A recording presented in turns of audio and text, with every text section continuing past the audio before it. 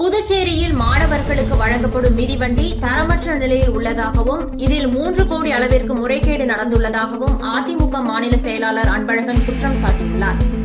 புதுச்சேரி ஆதிதிராவிடர் மற்றும் பழங்குடியினர் நலத்துறை மூலம் ஆதிதிராவிட இன மக்களுக்கு வழங்கப்படும் உயர்த்தப்பட்ட திருமண உதவித் தொகையை தட்டாஞ்சாவடி தொகுதி பயனாளிகளுக்கு முதலமைச்சர் ரங்கசாமி வழங்கினார். புதுச்சேரி வில்லியனூர் அருகே உள்ள மதுபான கடையின் ஊழியர்கள் மீது ரவுடி கும்பல் தாக்குதல் நடத்தும் சிசிடிவி காட்சிகள் வெளியாகி பரபரப்பை ஏற்படுத்தியுள்ளது. புதுச்சேரி அரசின் சார்பில் முதன்முறையாக பிரிகாஸ்ட் கற்களை பயன்படுத்தி 45.5 கோடியில் 216 வீடுகள் கொண்ட அடுக்குமாடி குடியிருப்பு பணிகள் கட்டும் பணி மும்முரமாக நடைபெற்று வருகிறது.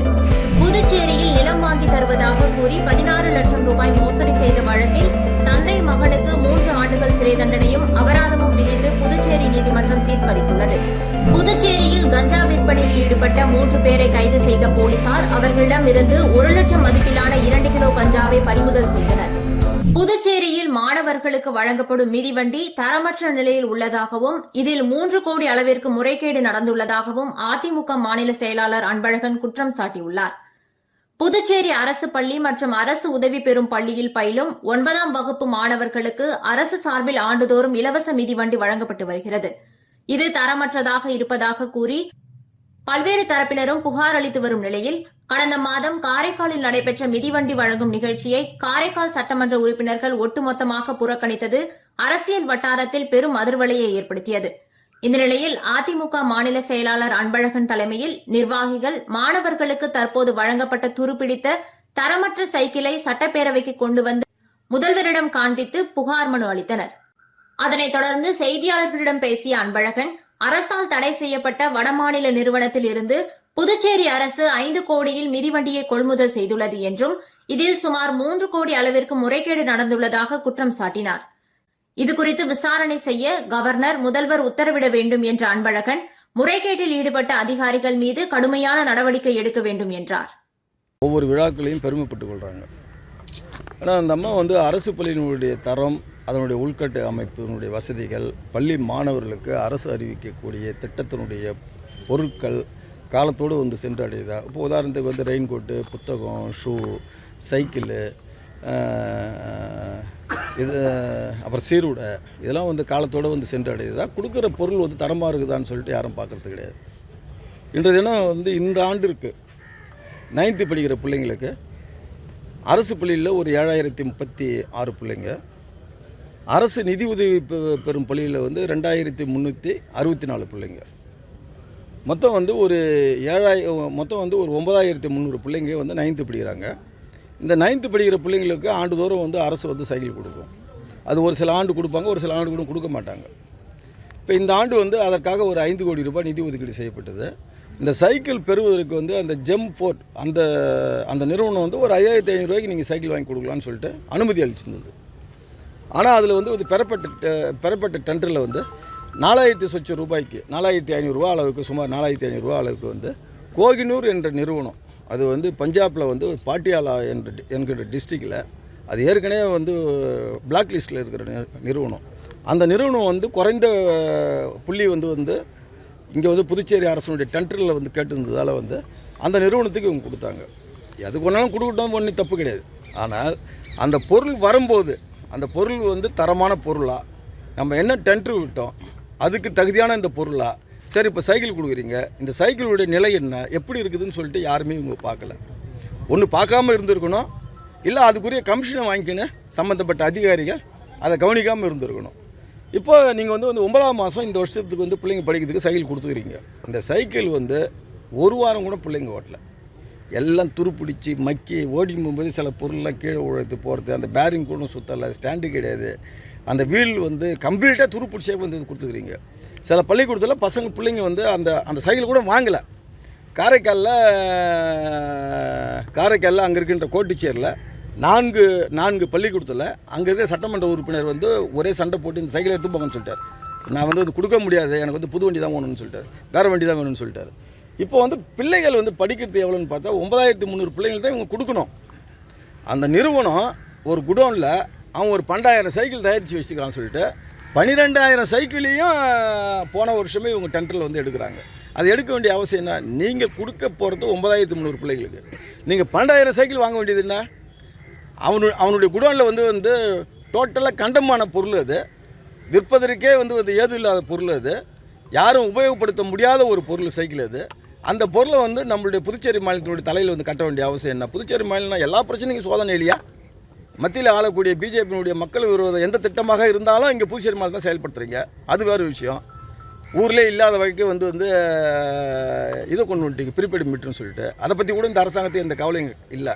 அது அடுத்த பிரச்சனை. ஆனால் இந்த பிரச்சனையில் அங்கேருந்து ஒரு பொருள் டெண்டர் எடுத்துகிட்டு கொடுக்குறானா அதை ஆய்வு செய்ய வேண்டியது தானே?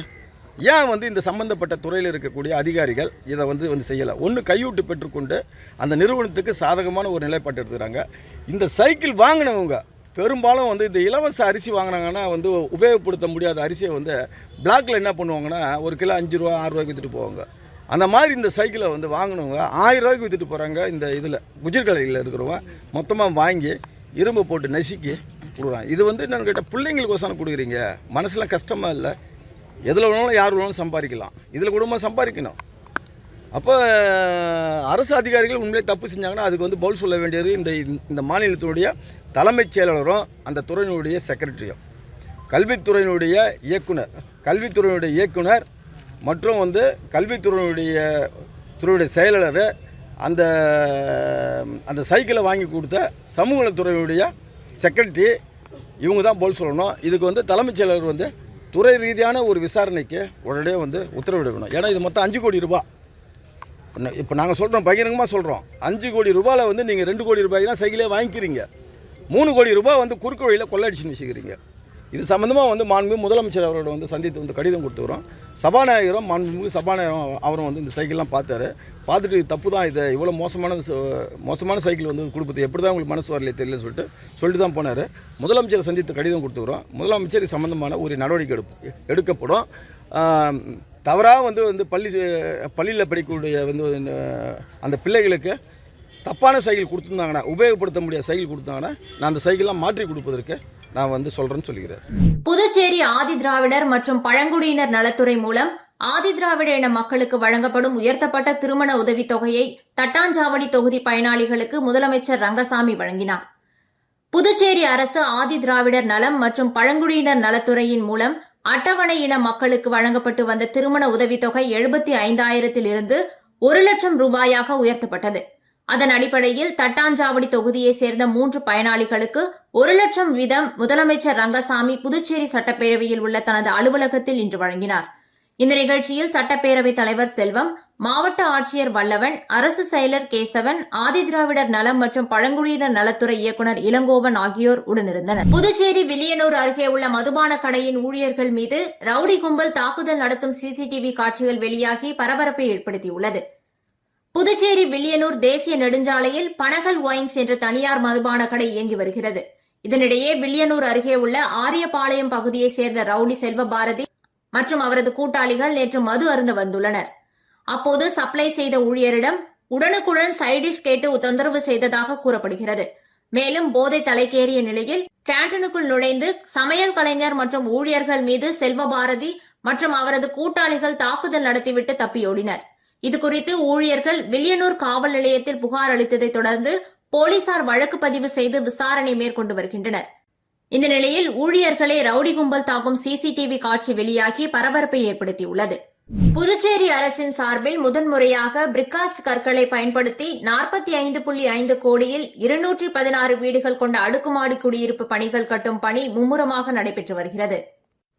புதுச்சேரி ராஜ்பவன் தொகுதிக்குட்பட்ட குமரகுரு பள்ளத்தில் இருந்த அடுக்குமாடி குடியிருப்புகள் சேதமடைந்த நிலையில் ஸ்மார்ட் சிட்டி திட்டத்தின் கீழ் 45.5 கோடியில் பொதுப்பணித்துறை மூலம் அப்பகுதியில் 2 கட்டிடங்களாக 12 தளங்களுடன் 216 வீடுகள் கட்டும் பணி கடந்த ஜனவரியில் தொடங்கப்பட்டது.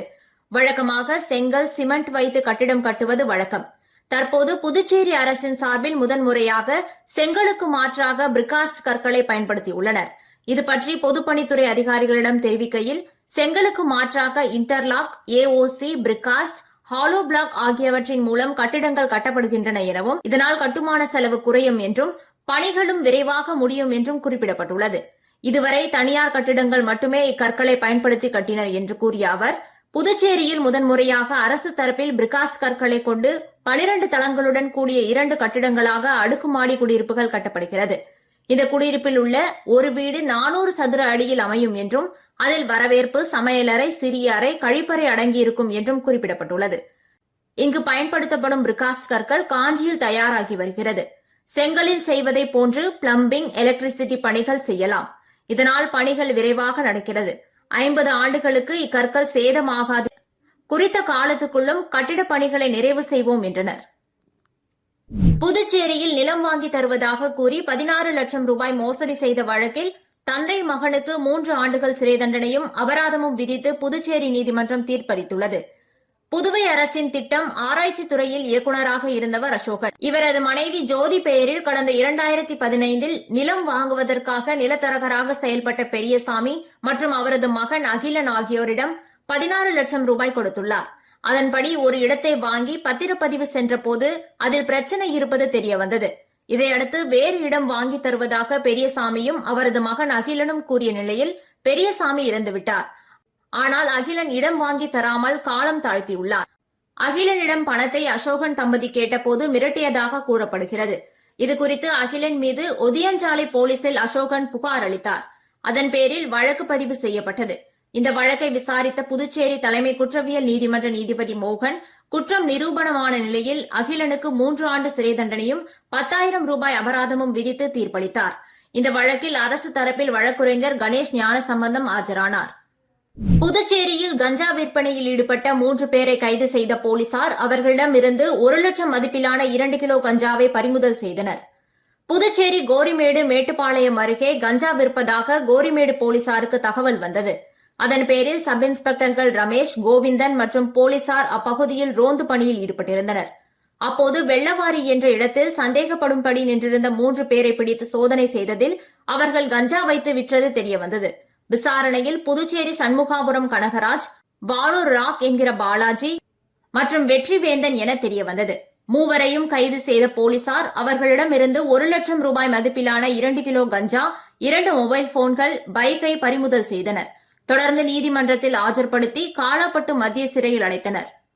சபரிமலைக்கு சென்றபோது சாலை விபத்தில் சிக்கி படுகாயமடைந்த புதுச்சேரி ஐயப்ப பக்தர்களை சபாநாயகர் செல்வம் நேரில் சந்தித்து ஆறுதல் கூறினார்.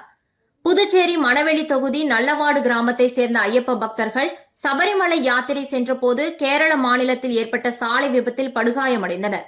இதுகுறித்து தகவல் அறிந்த புதுச்சேரி சட்டப்பேரவைத் தலைவர் செல்வம் எடுத்த நடவடிக்கையின் பேரில் அவர்களுக்கு அங்கு முதல் உதவி சிகிச்சை அளிக்கப்பட்டு மேல் சிகிச்சைக்காக புதுச்சேரி அழைத்து வரப்பட்டனர்.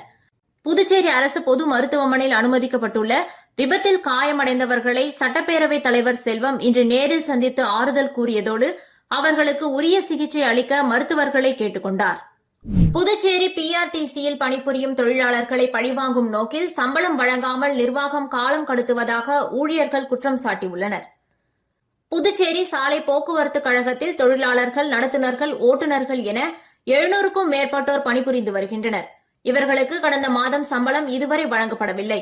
இதற்கு அதிகாரிகள் சரியான பதில் அளிக்காததால் தொழிலாளர்கள் பிஆர்டிசி தலைமை அலுவலகத்தில் இன்று போராட்டத்தில் ஈடுபட்டனர். பின்னர் செய்தியாளர்களை சந்தித்த அவர்கள் பிஆர்டிசியில் ஊழல் அழிந்துவிட்டது, மாதம் சம்பளம் வழங்கி வந்த நிலையில் தற்போது புதிய நிர்வாக அதிகாரி நியமிக்கப்பட்ட பிறகு இதுவரை சம்பளம் வழங்கப்படவில்லை. ஆனால் கணக்கு பிரிவில் பணிபுரியும் 10 பேருக்கு மட்டும் சம்பளம் வழங்கப்பட்டுள்ளது.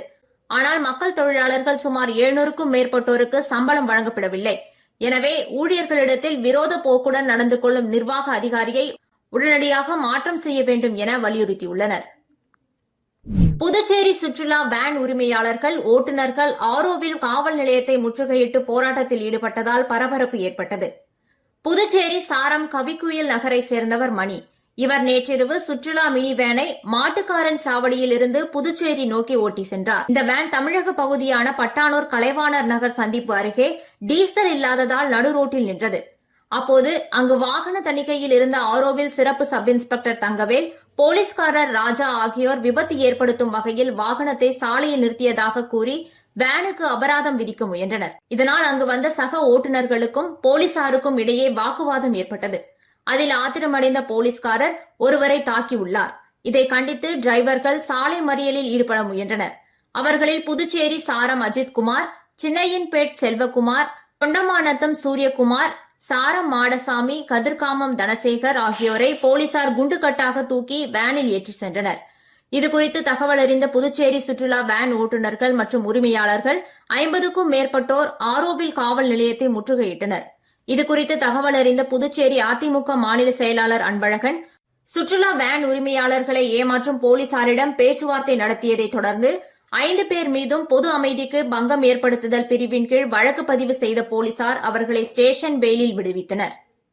புதுச்சேரியில் மாணவர்களுக்கு வழங்கப்படும் மிதிவண்டி தரமற்ற நிலையில் உள்ளதாகவும் இதில் 3 கோடி அளவிற்கு முறைகேடு நடந்துள்ளதாகவும் அதிமுக மாநில செயலாளர் அன்பழகன் குற்றம் சாட்டியுள்ளார். புதுச்சேரி ஆதிதிராவிடர் மற்றும் பழங்குடியினர் நலத்துறை மூலம் ஆதிதிராவிட இன மக்களுக்கு வழங்கப்படும் உயர்த்தப்பட்ட திருமண உதவித் தொகையை தட்டாஞ்சாவடி தொகுதி பயனாளிகளுக்கு முதலமைச்சர் ரங்கசாமி வழங்கினார். புதுச்சேரி வில்லியனூர் அருகே உள்ள மதுபான கடையின் ஊழியர்கள் மீது ரவுடி கும்பல் தாக்குதல் நடத்தும் சிசிடிவி காட்சிகள் வெளியாகி பரபரப்பை ஏற்படுத்தியுள்ளது. புதுச்சேரி அரசின் சார்பில் முதன்முறையாக பிரிகாஸ்ட் கற்களை பயன்படுத்தி 45.5 கோடியில் 216 வீடுகள் கொண்ட அடுக்குமாடி குடியிருப்பு பணிகள் கட்டும் பணி மும்முரமாக நடைபெற்று வருகிறது. புதுச்சேரியில் நிலம் வாங்கி தருவதாக கூறி 16 லட்சம் ரூபாய் மோசடி செய்த வழக்கில் தந்தை மகளுக்கு 3 ஆண்டுகள் சிறை தண்டனையும் அபராதமும் விதித்து புதுச்சேரி நீதிமன்றம் தீர்ப்பளித்துள்ளது. புதுச்சேரியில் கஞ்சா விற்பனையில் ஈடுபட்ட 3 பேரை கைது செய்த போலீசார் அவர்களிடம் இருந்து 1 லட்சம் மதிப்பிலான 2 கிலோ கஞ்சாவை பறிமுதல் செய்தனர். இதுபோன்ற பல சுவாரஸ்யமான செய்திகளை உடனுக்குடன் தெரிந்து கொள்ள நமது சோழர்களம் யூடியூப் சேனலை சப்ஸ்கிரைப் செய்து கொள்ளுங்கள்.